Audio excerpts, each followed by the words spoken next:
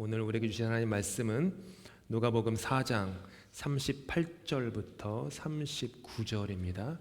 누가복음 4장 38절부터 39절인데요. 함께 교독하도록 하겠습니다. 제가 먼저 38절 읽겠습니다.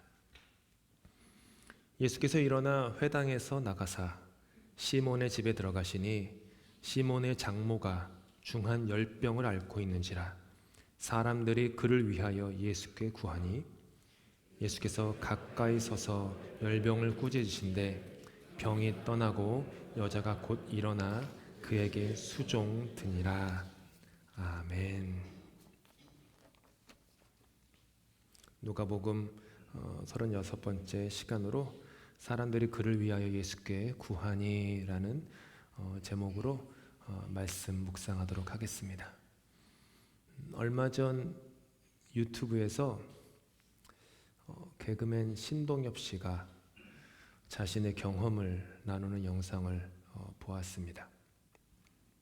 오래전의 일이라고 하는데 꽁트를 찍을 때였는데 그때 꽁트가 뒤로 이제 뒤인지 옆인지 배경화면이 옆에서 계속 지나가는 장면이기 때문에 NG가 나면 안 됐대요.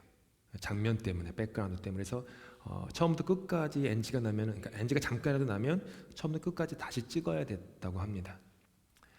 근데 그 중에 자신을 못마땅하게 여기는 개그맨 선배 한 명이 있었는데 신동엽 씨가 그 꽁트를 할 때마다 실수를 유발시키려고 카메라 앞에서 우리 동엽이가 얼마나 잘하는지 한번 보자. 되게 잘한대, 제 소문이 막 이러면서 방해를 한 거예요. 근데 참 신동엽 씨 아시죠? 신동엽 씨는 잘하시네. TV를 많이 보시는군요. 신동엽 씨는 너무나도 얄밉게 실수 하나도 없이 찍었대요. 그러면서 그가 얘기하기를 자신을 괴롭히는 선배 개그맨을 보면서 나쁜 놈이라고 속으로 말하기보다는 그냥 그 사람이 안타까웠대요. 그 사람을 향한 연민의 마음이 들었대요. 그 사람의 그릇이 크면 나중에 기회가 왔을 때 그 그릇에 이것저것 주워 담을 수 있을 텐데 왜 자꾸 자기가 자기의 그릇이 그렇게 작은 것을, 자기의 그릇 모양을, 그 작은 모양을 왜 이렇게 사람들에게 알려줄까? 그 안타까운 마음이 들었다고 합니다. 오랫동안 활동하는 개그맨은 다 속에 단단한 마음이 있는 것 같아요. 신앙생활이 무엇이라고 생각하십니까? 신앙생활은 마음의 그릇을 넓히는 겁니다. 너무 이렇게 고상하고 형이상학적으로 생각하실 필요 없어요. 신앙생활은 교회 오시는 이유는 마음 그릇을 넓히시기 위해서 오시는 거예요. 그래서 바울 사도께서는요, 그 문제가 많았던 고린도 교회의 교인들에게 간곡하게 다음과 같이 권면하였습니다. 너희도 마음을 넓히라.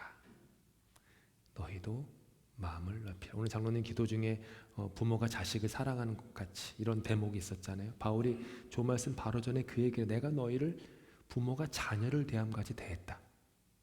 그러니까 너희도 마음을 넓혀라. 오늘 우리는 우리에게 주어진 본문의 이야기를 통해서 이 마음의 그릇이 넓은 사람들의 모습을 함께 살펴보도록 하겠습니다. 나사렛에서 가버나움의 회당으로 가신 예수님께서는 귀신 들린 자를 해방시키셨습니다. 지난주에 묵상한 내용이에요. 어둡고 탁하고 더러운 영에 사로잡힌 사람을 그 영을 꾸짖으시고 그 사람을 회복시키세요. 그 후에 오늘 본문에 보면 베드로의 집으로 들어가십니다. 시몬이라고 나왔잖아요. 시몬은 베드로예요. 베드로의 집에 들어가셔서 베드로의 장모님을 만나십니다. 그러니까 베드로는 결혼을 이미 한 사람이에요. 아내가 있고 장모님이 있었고요. 성경에는 나오지 않지만 기독교 전승에 따르면 그 장모의 이름이 콘코르디아 혹은 퍼페추아 둘 중에 하나였다라고 기록을 하고, 어떤 것인지 모르지만 베드로보다 먼저 예수님을 증거하다가 순교했다라고 3세기에 이제 이집트 알렉산드리아에서 사역을 하던 클레멘트라는 초대 교부께서 그 베드로의 장모에 대해서 그렇게 얘기를 했어요. 아무튼 베드로는 결혼한 사람이에요. 그녀는 오랜 시간 동안 열병에 사로잡혀 있었습니다. 영어 성경에서는 high fever라고 하는데, 열병, 지금으로 하면은 뭐 좀 심각한 코로나 질병에 걸려서 오랫동안 열병에 걸렸거나 아니면 폐렴에 걸렸거나, 요즘 뭐 런던도 그렇고 키치너도 그렇고 유행하는 게 이제 뭐죠? 영어로 스트랩 그 박테리아로 인해서 목에 염증이 생겨가지고 벌써 어린애들 5명이 벌써 죽을 정도로 지금 뭐 유행을 한참 했죠. 이미 지금 캄다운 돼 있는데, 그런 것처럼 이렇게 도는데, 어쨌든 열병에 사로잡혀 있었어요. 그녀는. 그 얘기는 괴로움 가운데 있었다. 그녀뿐만 아니라 그녀의 가족이. 여러분, 가족 구성원 중에 누구 한 분이 오랫동안 아프면 그 집안의 분위기가 그렇게 막 유쾌하거나 밝지 않잖아요. 좀 이렇게 좀 어두울 수도 있고, 아니면은 좀 스트레스가 있을 수도 있고, 긴장이 있을 수도 있고, 좀 뭐가 좀 있죠. 그녀는 잠깐의 병이 아니라 오랜 열병을 앓았기 때문에 그녀의 집안이 좀 이렇게 어두웠어요. 주님께서는 그녀의 집에 들어가십니다. 그리고 그녀의 가까이에 다가가셔서 열병을 꾸짖으신 다음에 그녀를 고쳐주세요. 그리고 그녀는 고침을 받자마자 자리에 일어나서 사람들의 시중을 들었다. 이게 오늘 2절밖에 안 되는 짧은 본문의 이야기예요. 이렇게 2절밖에 안 되는 짧은 본문의 이야기인데요, 이 짧은 구절 안에는 참 따뜻한 이야기로 가득해요. 마음이 따뜻한 사람들, 사랑하는 사람들, 그 사람을 향한 관심이 있는 내용들, 그리고 마음의 그릇이 넓은 사람들이 2절에 꽉 차 있습니다. 첫째가 예수님이고, 둘째가 그녀의 집에 모였던 익명의 사람들이고, 세 번째가 아팠던 베드로의 장모였습니다. 한 분씩 살펴보겠습니다. 먼저 예수님이세요. 예수님이 어떤 마음이셨는지는요, 오늘 짧은 본문에 예수님이 하시는 그 행동을 표현하는 동사들만 살펴보아도 바로 알 수 있어요. 요약하면 이런 거예요. 예수께서 일어나 나가사 들어가시니 가까이 서서 꾸짖으신대. 이 예수님의 행동에서 무엇이 느껴지십니까? 저는 이 예수님의 행동에서 예수님의 이 마음에는 베드로의 장모 한 사람으로 꽉 차 있는 그 예수님의 마음이 엿보입니다. 예수님께서는 말씀을 가르치던 회당에서 조금도 지체하지 않고 바로 일어나서 거기를 나가세요. 지난주에 근데 우리가 묵상하지 않았습니까? 바로 전에 회당에서는 귀신 들린 자를 예수님이 고치셨어요. 그리고 그 기적으로 말미암아 회당에 모인 모든 사람들이 아주 큰 감동을 받고 거의 뭐 좋은 의미로 충격을 받았어요.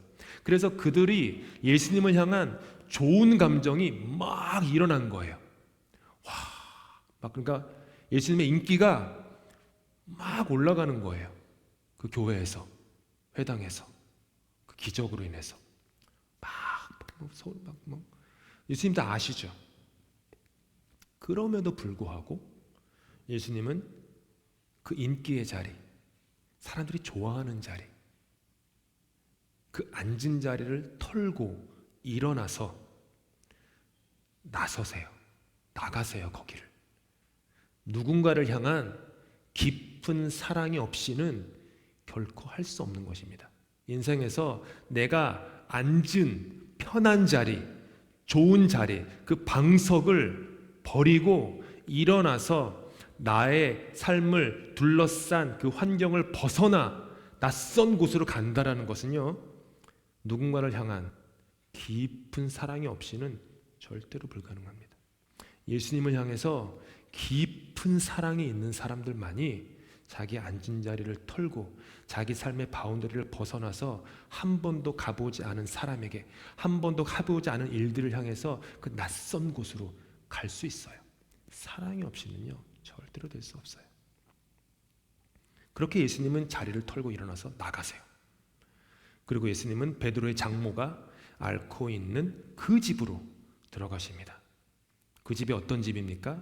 어둠의 구석에서 고통받고 있는 그녀 가족의 삶의 자리로 들어가신 거예요. 허무한 시절 지날 때, 깊은 한숨 내쉴 때 그런 풍경 보시며 탄식하는 분 있네. 방금 찬양으로 고백한 것처럼 그렇게 허무한 시절을 보내는 그 집안에 깊은 한숨을 내쉬는 그 집안에 예수님이 들어가신 거예요. 그리고 예수님이 그녀의 가까이에 서세요. 헬라어 원문에 따르면 이거예요. 그녀의 곁에 서서 허리를 굽히고 그녀를 바라보신 거예요. 그게 예수님의 행동이에요. 예수님께서는 허리를 굽혀 누워있는 그녀를 찬찬히 들여다보시면서 그녀가 들릴 듯 말 듯 내뱉는 작은 신음소리, 저 아파요, 저 힘들어요, 저 외로워요,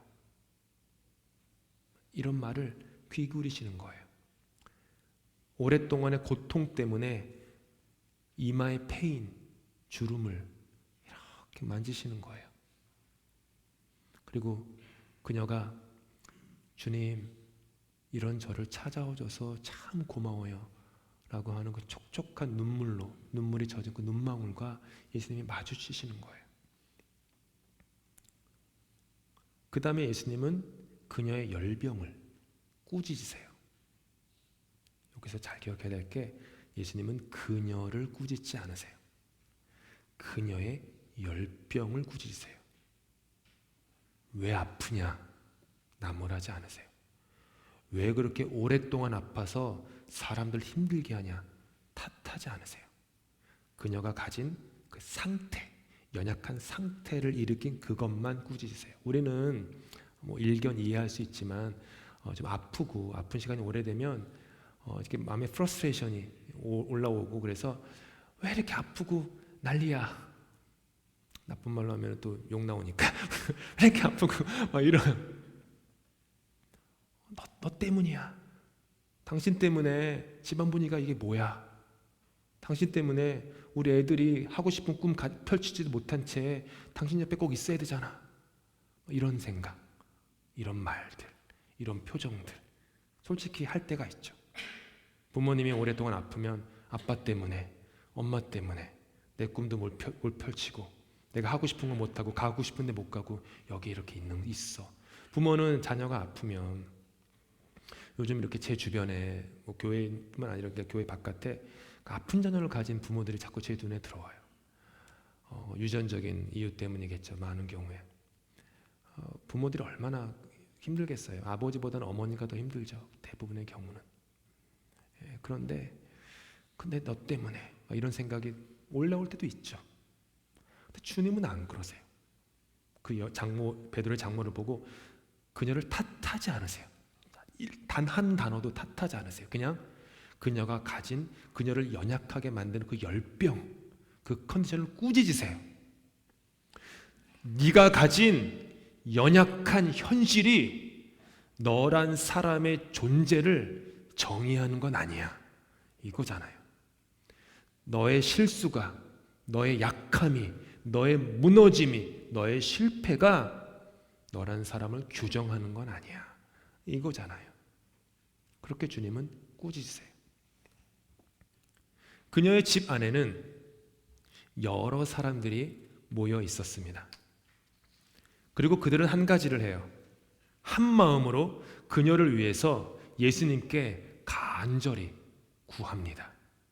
간절히 구했다, 청원했다라는 헬라어 에로타오는요, 그 뜻이 간청하다, 갈망하다, 탄원하다, 그리고 기도하다 라는 뜻이 있어요. 그들이 누군지는 알 수 없지만 얼마나 간절히 그녀를 위해서 구했는지 우리는 알 수 있습니다. 그들은요, 그녀를 마음 깊이 사랑했어요. 추측할 수 있는 건 뭐죠? 그녀 또한 그들을 마음 깊이 사랑했을 거예요.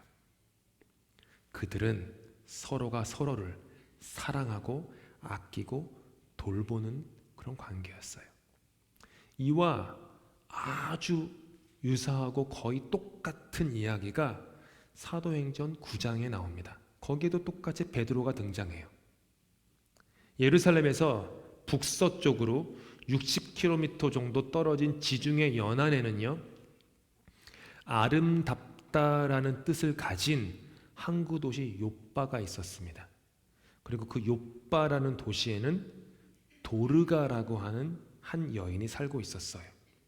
공교롭게도 그녀의 히브리식 이름인 다비다와 그녀의 헬라식 이름인 도르가 역시 욥바라는 도시 이름과 똑같은 아름답다라는 뜻이었어요.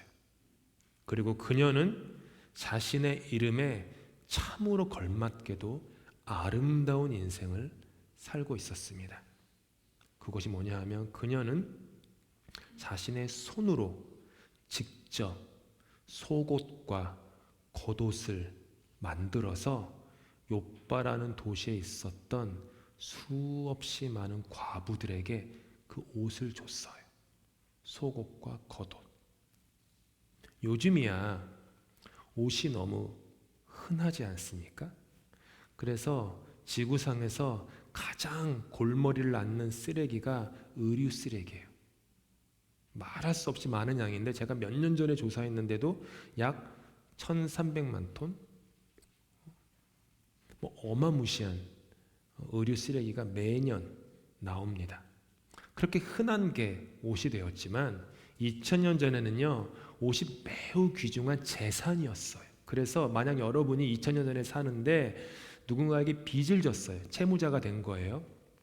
그래가지고 근데 그 채무 변제를 하지 못하고 하게 되면은 고소를 당해요. 그러면 법원에서 어떤 판정을 내리냐 하면은 여러분이 입고 있는 옷을 벗어서 그 사람에게 갚아야 되는 것. 그게 법적인 조치였어요. 당시에는 그렇게 옷이 소중한 재산이었다라는 거예요. 따라서 그녀가 욥바의 과부들에게 속옷과 겉옷을 만들어서 줬다라는 것은 대단한 선행이고요, 대단한 구제였어요. 성경은 그녀가 행한 선행과 구제가 흘러넘칠 정도로 많았다. 그런데 안타깝게도 어느 날 그녀는 병들어 앓다가 죽게 되었어요. 당시 장례 절차에 따르면 시신은요 1층에 두어서 조문객을 맞아야 했는데 그곳에 있었던 그리스도인들은 웬일인지 그녀의 시신을 깨끗이 씻은 후에 옷을 입히고 다락방에 눕혀요. 1층이 아니라 위층 다락방. 왜냐하면 욥바에서 멀지 않은 곳에 베드로 사도가 있다라는 소문을 들었기 때문이에요. 엘리야 선지자가 다락에 누워 있었던 과부의 죽은 아들을 살렸던 것처럼, 그리고 엘리야 선지자의 제자였던 엘리사 선지자가 역시 다락방에 누워 있던 한 부부의 죽은 아이를 살린 것처럼 욥바의 제자들은 베드로가 그녀를 살려주기를 간절히 바랬었기 때문이에요. 사도행전은 그녀 주변 사람들의 행동을 다음과 같이 우리에게 이렇게 알려줍니다. 제자들이 베드로가 거기 있음을 듣고 두 사람을 보내어 지체 말고 와 달라고 간청하여. 한 사람으로는 부족하다고 생각되었기 때문에 두 사람을 대표로 보냅니다. 그리고 베드로를 만나자마자 두 사람은 간곡히 구하는 거예요. 베드로 사도님, 지체하시면 안 됩니다. 제발 우리와 함께 빨리 오셔서 그녀를 좀 도와주세요. 이렇게 간절히 기도했던 거예요. 베드로가 도착하여서 다락방에 올라가 보니까 이상한 풍경이 펼쳐져 있었어요. 그 다락방에 수많은 여인네들이 그 시신을 둘러싸 앉아 있는 거예요. 그 여인들이 누구일까요? 도시의 과부들이었어요. 그 여인들은 그냥 있지 않고 이 죽은 도르가가 살아생전에 자신들을 위해서 만들어줬던 속옷과 겉옷을 다 들고 있었어요. 그러면서 베드로에게 보여주는 거예요. 이것 좀 보세요. 그녀가 우리에게 한 아름다운 행위예요. 섬김이에요. 즉 그녀를 아끼고 사랑하는 사람들이 그 다락방을 가득 채웠다라고 하는 거죠. 그리고 베드로는 무릎을 꿇고 기도한 후에 도르가의 시신을 향해서 이렇게 외쳐요. 다비다야 일어나라. 그러자 그녀는 눈을 뜨게 되었고 베드로를 본 후에 바른 자세로 앉아 있었다. 그게 사도행전 9장의 이야기입니다. 다시 오늘의 본문으로 돌아오겠습니다. 베드로의 장모의 주변에 있던 사람들은요, 그녀를 위해 간절히 구했습니다. 사실 잘 읽어보시면요, 그들에 대한 이 설명이 본문에서 빠져도요, 아니 오히려 빠지는 게 이야기의 흐름이 훨씬 더 매끄러워요. 이런 거예요. 제가 줄을 거놨어요. 지운 거예요. 예수께서 일어나 회당에서 나가사 시몬의 집에 들어가시니 시몬의 장모가 중한 열병을 앓고 있는지라. 예수께서 가까이 서서 열병을 꾸짖으신데 병이 떠나고 여자가 곧 일어나 그들에게 수종드니라. 빠져도 돼요. 빠지는 게 오히려 더 깔끔해요. 문맥상. 그럼에도 불구하고 누가가 굳이 이 구절을 여기에 집어넣은 것은 그녀를 향한 그들의 마음의 그릇이 아주 넓었음을 보여주고 싶은 거예요. 그리고 그것을 읽는 우리 모두 역시 그 사람들처럼 마음이 넓은 사람이 되기를 바랐던 것이죠. 그녀는 회복됩니다. 누가는 그녀가 회복된 후에 바로 후에 어떤 행동을 하는지 우리에게 알려줘요. 여자가 곧 일어나 그들에게 수종드니라. 여자가 곧 일어나 그들에게 수종드니라. 그녀가 회복되자마자 제일 처음 한 것이 남을 섬기는 것이었다는 거예요. 일어나서 회복됐으니까 좋아가지고 딸을 안고서는 막 방방 뛰면서 막 좋아하고 자기 사위한테 잘했다 칭찬하고 동네 나가가지고 막 나 났어요라고 막 하고 뭐 밀린 부엌 일을 한다든지 뭐 누굴 뭐 이런 거 안 해요. 수종드니라. 수종드니라. 이것이 진정한 치유이고 진정한 회복입니다. 회복된 사람의 모습이 이거예요. 마음이 병들면 자기를 섬기고요. 마음이 치유되면 남을 섬깁니다. 잊지 마세요. 마음이 병들면 자기만 섬겨요. 마음이 건강하면 남을 섬겨요. 왠지 아세요? 마음이 병들면 마음의 그릇이 좁아지기 때문에 다른 사람을 내 그릇에 담을 수가 없어요. 그래서 섬길 수가 없는 것이죠. 마음의 그릇이 좁으면 자기만의 세계에 빠져 지낼 수밖에 없어요. 마음에 병이 들었는지 아니면 마음의 그릇이 작은지 알아보는 방법은 아주 간단합니다. 내 삶에 다른 사람을 섬기는 섬김이 있는지 그것만 보면 돼요. 내 삶에 그것이 나의 돈이건 나의 시간이건 혹은 그 사람을 향한 나의 기도이건 무엇이든지 간에 다른 사람을 향한 섬김이 내 삶에 있으면 내 마음이 건강한 거예요. 내 마음이 그래도 좀 넓어지는 거예요. 근데 그게 없으면요, 이게 그 노란색 경고등이 반짝반짝 하는 거예요. 마음이 병들었다. 마음이 좁다. 다시 한번 강조합니다. 마음이 병들면 자기를 섬기고 마음이 치유되면 남을 섬깁니다. 마음의 그릇이 작으면 나만 담고 마음의 그릇이 넓으면 남도 담습니다. 마음의 그릇을 키우는 방법이 뭐가 있을까요? 기도입니다. 기도예요. 기도는요, 내가 원하는 것을 얻어내는 수단이 아니라 하나님과의 관계입니다. 이게 무슨 뜻이냐면 어느 날 여러분의 어린 자녀가 여러분에게 찾아와서 용돈을 달라고 구한다고 해봅시다. 그들이 구하는 행동이 기도인 거예요. 그 경우에 용돈을 받아내고야만은 나의 자녀의 수단이나 방법보다 중요한 게 뭔지 아세요? 그 아이와 나의 관계예요. 그게 제일 중요해요. 그 아이와 나의 관계가 제일 중요하고요. 그 다음에 그 아이가 구하는 목적의 정당성이 그 다음으로 중요하고요. 제일 마지막으로 중요한 것이 구하는 방식이요, 수단이에요. 관계. 그래서 오직 하나님과 화목한 관계를 가지고 있을 때에만 내 안에 계신 예수 그리스도의 힘으로 말미암아 나의 마음의 그릇이 넓어질 수 있는 거예요. 나의 노력과 나의 힘으로 마음이 넓어질 수 있지 않습니다. 나의 노력과 나의 힘으로 내가 그렇게 누군가를 내 그릇 속에 담을 수 있지 않아요. 그래야지 머리는 알죠. 내가 그렇게 말씀 듣고 성경에도 써 있으니까 그렇게 해야지. 근데 그게 안 되잖아요. 잘 안 되잖아요.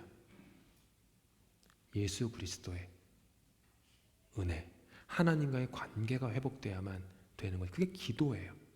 하나님과 화목한 관계의 증거가 그렇게 기도죠. 여러분 이런 말 쓰실지 모르지만 마음에 들지 않다라는 표현을 우리는 자주 합니다. 자주 하시죠? 마음에 들지 않아. 뭐 사람이건 물건이건 물건을 고를 때건. 근데 여러분 잘 생각해보 저 표현 화면에 있는 거 마음에 들지 않다 이 뜻이 뭐죠? 내 마음에 들어오지 않는다라는 거예요. 그게 마음에 들지 않다예요. 어떤 사람이 마음에 들지 않는다라는 것은 그 사람이 내 마음에 들어오지 못한 거예요. 그것은 이런 의미에서 보면 나의 마음 그릇이 좁고 작아서 그 사람이 들어오지 못한 거예요. 그 사람의 문제가 아니라 나의 좁고 작은 마음이 문제인 거예요. 그래서 바울 사도께서 고린도 교인들에게 마음을 넓히라. 마음을 넓히라. 사람도 뿐만 아니라 상황도 그렇죠.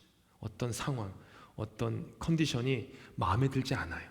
그거는 어떻게 보면 그 상황과 환경 때문이라기보다는 그 상황과 환경을 바라보는 나의 마음이 아직은 작고 좁기 때문이겠죠.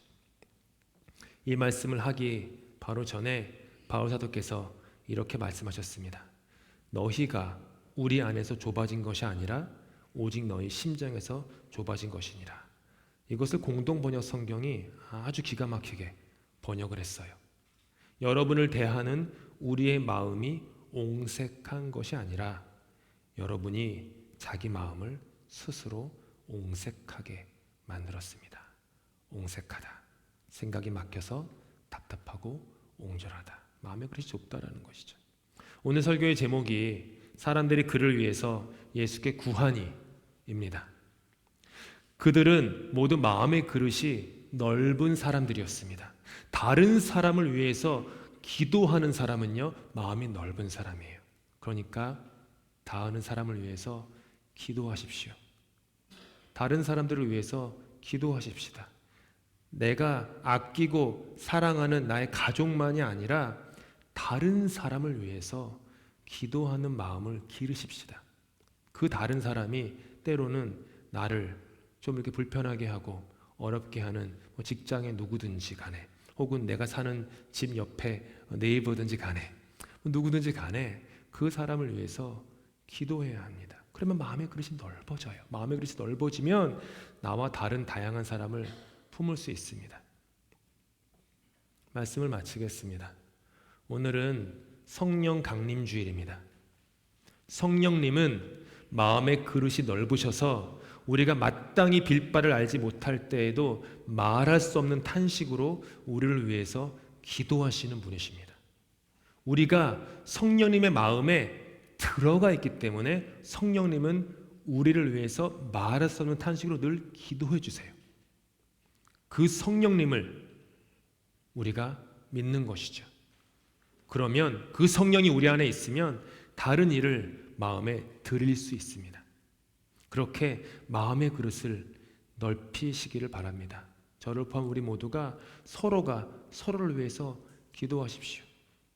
늘 이렇게 집에서건 교회에서건 오실 때마다 차에서건 이렇게 사람들의 이름을 불러가면서 그 사람을 생각하면서 기도하십시오.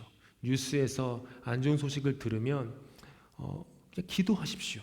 그들을 위해서, 그 현실을 위해서, 늘 우리 구역원들을 위해서, 또 우리 모든 영어 예배나 또 앞으로 있을 썸머 캠프의 어린이들을 위해서, 봉사자들을 위해서, 이번에 임명된 10명의 인턴들을 위해서 기도하십시오. 기도하십시오. 그들을 위한 우리의 기도가 그들에게 복이 되지만 당연히 더 큰 것은요, 그들을 위한 우리의 기도가 우리에게 복이 돼요. 왜냐하면 그 기도 덕분에 우리의 마음이 조금씩 더 넓어지기 때문입니다. 그렇게 런던 한인 교회의 마음 그릇의 크기가 넓어지기를 소망합니다. 런던 한인 교회의 마음 그릇이 넓어져서 주님이 우리에게 보내주신 그리고 보내주실 다양한 사람들을 이 마음 그릇에 넉넉히 담으실 수 있기를 예수님의 이름으로 축복합니다. 함께 기도하시겠습니다.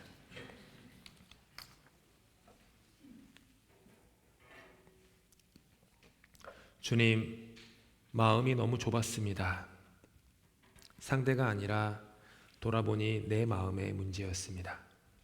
주님을 향해서도, 배우자를 향해서도, 나의 자녀와 나의 부모와 나의 형제 자매를 향해서도, 이웃을 향해서도 내 마음이 좁기만 했습니다. 우리의 부족한 허물을 주님 용서하여 주시옵소서. 베드로의 장모 곁에 있었던 그 사람들처럼 우리의 마음을 넓혀 주시옵소서. 도르가의 다락방에 모였던 제자들처럼 우리의 마음을 넓혀 주시옵소서. 우리를 향하신 성령님처럼 우리의 마음 역시 넓어지게 하시옵소서.